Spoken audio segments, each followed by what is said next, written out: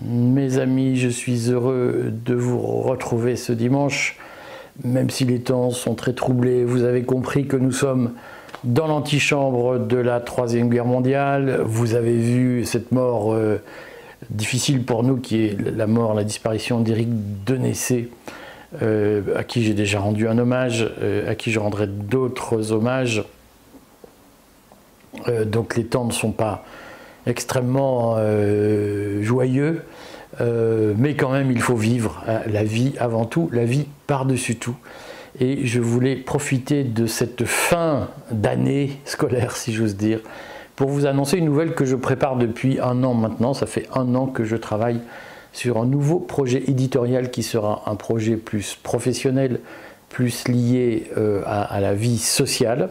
Je vais vous en dire quelques mots. Et donc je voulais vous annoncer que je vais me mettre en retrait du courrier. Alors bien entendu, je reste fondateur du Courrier des Stratèges. Je souhaite rester contributeur, mais cantonné à des domaines sociaux, économiques, et je souhaite retrouver du temps pour faire autre chose. Alors autre chose, c'est quoi? C'est à partir du mois de septembre un projet éditorial qui va s'appeler Asphelia, que j'ai déjà évoqué plusieurs fois cette année. Il faut du temps pour le monter. C'est un projet qui comportera de l'intelligence artificielle et qui visera qui contribuera à faire ce que je crois le plus important aujourd'hui, bien avant le commentaire d'actualité, c'est le combat et notamment la construction concrète dans la société. Donc Asphelia va s'occuper de ce que je crois être devenu indispensable dans la société française, c'est la construction d'une culture de négociation dans nos entreprises. Il nous faut une classe ouvrière, il faut reconstituer une classe ouvrière éduquée et capable de négocier l'avancée de ses intérêts, la promotion de ses intérêts, la construction de son destin collectif dans une logique partagée avec les employeurs et dans un rapport de force intelligent avec les employeurs. Et inversement, je crois que les employeurs en France sont, comme la classe ouvrière, atomisés. Ils ont perdu la culture de la négociation et il faut donner des éléments concrets pour développer cette culture de négociation pour que nos employés, nos salariés, nos ouvriers, notre classe ouvrière, je préfère cette expression, ne désespèrent pas de la société, ne désespèrent pas du travail et retrouvent le chemin de l'ascenseur social. Vous savez, moi je viens d'un milieu prolétaire, lumpenprolétaire comme on dit, extrêmement défavorisé. Mon père était maçon, il est mort quand j'avais 2 ans et demi. Ma mère, lorsqu'elle travaillait, était femme de ménage. Je sais ce que c'est que la classe ouvrière.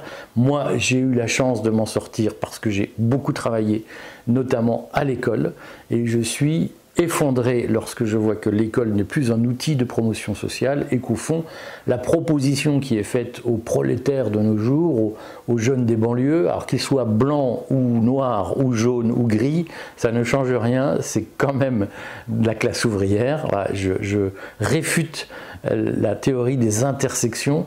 Je pense qu'un ouvrier, qu'il soit arabe, noir ou français, il a les mêmes problématiques, voilà, quelle que soit sa couleur. Et je suis effrayé de voir que la problématique de cette classe sociale aujourd'hui est laminée dans des leurres, dans des diversions. Alors c'est des diversions, c'est la culture woke, le LGBTisme, l'intersectionnalisme, la racisation, tout ça ce sont des mots pour ne pas dire qu'il y a des prolétaires opprimés par une caste qui se serre sur le dos de la bête. Voilà.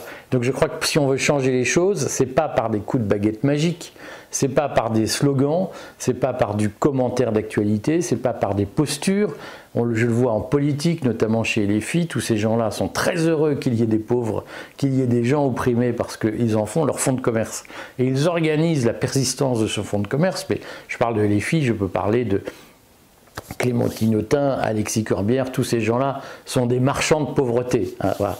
Moi je crois qu'il faut que les pauvres s'organisent entre eux, se donnent des armes pour s'en sortir, et ces armes ça passe par l'éducation, l'apprentissage, l'effort, la réflexion, le surpassement de soi, le dépassement de soi, voilà.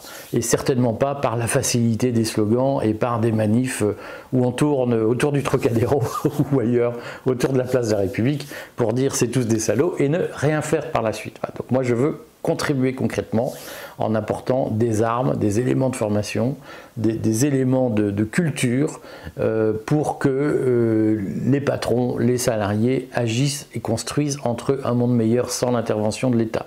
C'est mon credo libertarien. Je le répète souvent, je le redis pour ceux qui disent « Ah bon, libertarien et syndicat, ça rime pas ensemble », ben, renseignez-vous, là aussi, cultivez-vous, lisez les œuvres de notre excellent libertarien Frédéric Bastiat, qui a fait de très belles pages sur les corporations d'ouvriers, que j'ai citées dans le courrier. Voilà, eh bien, moi je souhaite participer à ça et cette aventure commencera en septembre, mais évidemment je souhaite continuer si le grand patron de la rédaction que sera Édouard Husson l'accepte. Je souhaite continuer à intervenir dans les colonnes du courrier pour notamment évoquer ces sujets sociaux qui vont être nombreux. Alors évidemment ça intervient à un moment où le contexte international s'accélère, donc je ne m'interdis pas de rester éveillé sur ce sujet. Si Édouard Husson souhaite que le courrier participe éventuellement à des actions pour empêcher Emmanuel Macron de nous jeter dans une guerre qui n'est pas la nôtre, eh bien, je participerai, je mènerai ces actions et je me rendrai disponible dans les colonnes du courrier. Mais si Édouard Husson fait un choix différent, ce qui serait tout à fait de son droit, eh bien, je mènerai le combat de mon côté, bien entendu, parce que je ne souhaite pas que ma fille, tout le monde connaît ma vie familiale, je ne souhaite pas que ma fille soit mise en danger par des cinglés et par des gens qui sont manifestement manipulés de l'extérieur pour nous emmener dans des combats qui ne sont pas les nôtres et qui n'ont jamais été les nôtres. Voilà, ça c'est mes objectifs à compter de septembre, enfin, pour ce qui concerne la défense de la paix dès maintenant bien évidemment, mais je voulais vous dire que par ailleurs cet été j'ai un projet que je ne peux plus repousser. Vous le savez, en 2019 j'ai perdu mon fils, en 2020, au mois d'août 2020, j'ai perdu ma sœur en soins palliatifs, elle est morte dans mes bras. Et je lui ai promis, lorsque je la voyais en insuffisance respiratoire en soins palliatifs, je lui ai promis, pour l'apaiser, de raconter l'histoire. Voilà, je lui ai fait cette promesse de raconter l'histoire de notre enfance difficile, de ce que nous avons vécu à l'époque dans le lumpenprolétariat des années 60-70, de le raconter pour elle, pour ses enfants, pour nos enfants, pour notre famille. Donc j'ai commencé à écrire cette histoire et j'aimerais quand même y passer un certain temps cet été. Ce ne sera pas une grande œuvre littéraire, je l'assume parfaitement, mais c'est une transmission de valeurs modeste, mais qui me paraît très importante. J'adore tenir mes promesses. Et donc je voudrais me consacrer dès maintenant, cet été, continuer ce travail que j'ai entamé, qui est assez prenant et dont je vous parlerai à l'occasion pour ceux que ça intéresse. Ce sera une tranche de vie du prolétariat belge, du prolétariat français, puisque mon père était un prolétaire belge, ma mère une prolétaire française, elle est toujours vivante, elle a 90 ans maintenant. Je trouve bien que des enfants sachent comment ça se passait à l'époque, parce que je vois partout la nostalgie que je trouve, excusez-moi, mais grotesque, pathétique, des 30 glorieuses où on vivait bien, on vivait heureux, tout était facile. Voilà, moi j'ai vu, je suis né en 68, j'ai quand même des souvenirs très précis de ce qui s'est passé avant, que je n'ai pas connu mais qui m'a été raconté. J'ai vu les témoins de l'époque et il faut arrêter sur la France de Gaulle qui était heureuse. Personne aujourd'hui en France, notamment aucun allocataire du RSA, aucun salarié aux 35 heures ne tiendrait dans la France de Gaulle plus de 15 minutes. Soyons clairs, et je trouve pas mal de le raconter de l'intérieur et de raconter comment, au fond, nos consciences contemporaines se sont constituées, souvent forgées dans la transmission de névroses, de psychoses, de traumatismes. Moi, mon grand-père a été fusillé en 1941. Je viens d'une famille où les gens se souvenaient des perquisitions de la Wehrmacht, de puisqu'on était en territoire sous administration allemande. Donc voilà, je me souviens de tout ça. Je souhaite pouvoir le raconter, pouvoir y passer du temps. Donc il y aura un site qui s'appellera Asphelia à partir de septembre, mais en même temps je souhaite avoir un espace où je ne colonise pas les colonnes du courrier avec des thèmes qui sont au fond assez différents de ce qu'est le courrier ou de ce qu'est devenu le courrier. Donc je vais créer un Substack, comme on dit, qui va s'appeler a priori le rendez-vous de Verhaeghe, Verhaeghe's rendez-vous. Il y aura probablement des textes en anglais pour donner un peu de visibilité internationale au texte. Vous pouvez me retrouver sur ce Substack. Il y aura vraiment alors pour le coup des commentaires à bâton rompu sur l'actualité, quelques papiers de fond. J'y ferai sans doute une lettre confidentielle parce que je reçois tous les jours, toutes les semaines, tout le temps des informations diverses et variées d'initiés, et je trouve dommage de ne pas vous les communiquer, évidemment en floutant les visages si j'ose dire. Et donc il y aura ça, il y aura sans doute des analyses un peu plus poussées. Donc je vais vous communiquer sur cette évolution. Voilà.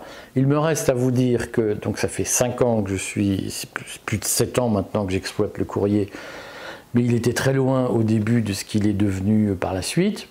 Ça fait 5 ans que je suis à plein temps sur le courrier, donc je suis usé comme beaucoup de gens. J'ai vécu des moments extraordinaires au courrier, j'ai rencontré des personnalités extraordinaires.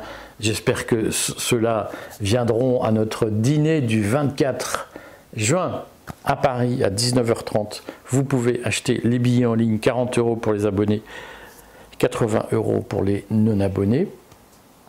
J'y serai avec Édouard, avec Sophie de la Motte, donc rendez-vous là-bas. Vous pouvez acheter les billets sur le site du courrier. Il y a un bandeau en haut où il est écrit billetterie dîner débat du courrier. Donc retrouvons-nous le 24 juin pour échanger nos souvenirs d'anciens combattants. Et puis pour le reste, je voulais vous dire que j'ai vécu des choses formidables. Je vous remercie du soutien que vous nous avez accordé, de votre engagement, des choses que vous nous avez dites qui étaient souvent très positives. Je suis absolument convaincu qu'Édouard va reprendre le flambeau en faisant beaucoup mieux que moi. Il a beaucoup plus de qualité que moi. En plus, il est normalien, il est agrégé, il est docteur, il a été vice-chancelier des universités de Paris. C'est une personnalité de grande envergure, donc je ne doute pas que le courrier sera encore mieux dans 2 ou 3 ans qu'aujourd'hui. Donc là-dessus, je ne partirai pas si je n'avais pas le sentiment que la relève était assurée et serait encore bien meilleure que ce que j'ai pu modestement faire. Je voudrais ajouter là-dessus, juste en témoignage, un point d'inquiétude. C'est que si en 5 ans j'ai vu des choses extraordinaires se faire, j'ai vu aussi un vrai effondrement cognitif suffisamment significatif pour que je le signale. C'est-à-dire que je vois que les gens sont travaillés au corps par la colère, par des slogans extrêmement virulents, par ce que j'appelle les biais de confirmation, c'est-à-dire des sites internet qui leur disent en permanence, qui les baignent dans leur jus, leur disent en permanence des slogans qui deviennent obsessifs. Et au fond, la capacité de réflexion, la liberté d'esprit, la capacité à s'émanciper, j'ai l'impression qu'elle a reculé dans ce pays. Voilà. Et je voudrais le dire parce que je pense que moi je suis venu vivre en France en 86, je suis français de sang, contrairement aux âneries que je lis où je serais naturalisé, ce qui est du délire. Moi je suis français de sang, hein, et j'en profite pour faire un pan sur le bec à tous les gens qui m'ont expliqué, tous les pseudo-français qui m'ont expliqué que j'étais un français de papier et qu'au fond j'étais pas légitime à parler de la France. Bah, attendez, je suis au moins aussi français que vous, voilà. Puis arrêtez de dire des conneries, voilà. Arrêtez de répéter en boucle des âneries que vous n'avez pas vérifiées, que vous avez lues sur Wikipédia. Voilà. Donc moi je suis venu vivre en France, je suis un Français de l'étranger, 200 mais Français de l'étranger, je suis venu vivre en France en 1986, à Paris, c'était une ville magique, c'était un grand pays. On avait le sentiment qu'en France on pouvait on pouvait avoir un destin, voilà. On pouvait vivre une aventure, et 40 ans plus tard, c'est beaucoup moins le cas. Paris est devenu une ville moche, en tout cas une ville morte. une ville de petits bourgeois, y compris les quartiers homosexuels du Marais, dont on pouvait se dire, j'ai assisté moi au début du Marais où ça devenait un quartier gay, et on pouvait se dire, à l'époque on y faisait la fête, c'était un lieu de liberté, d'audace, et aujourd'hui c'est devenu un lieu de conformisme tout petit et un lieu d'endormissement. Et au fond, c'est un peu le constat que je fais, c'est qu'en 40 ans, la France s'est endormie petit à petit, en se donnant l'illusion qu'elle était très active. Elle s'est avachie.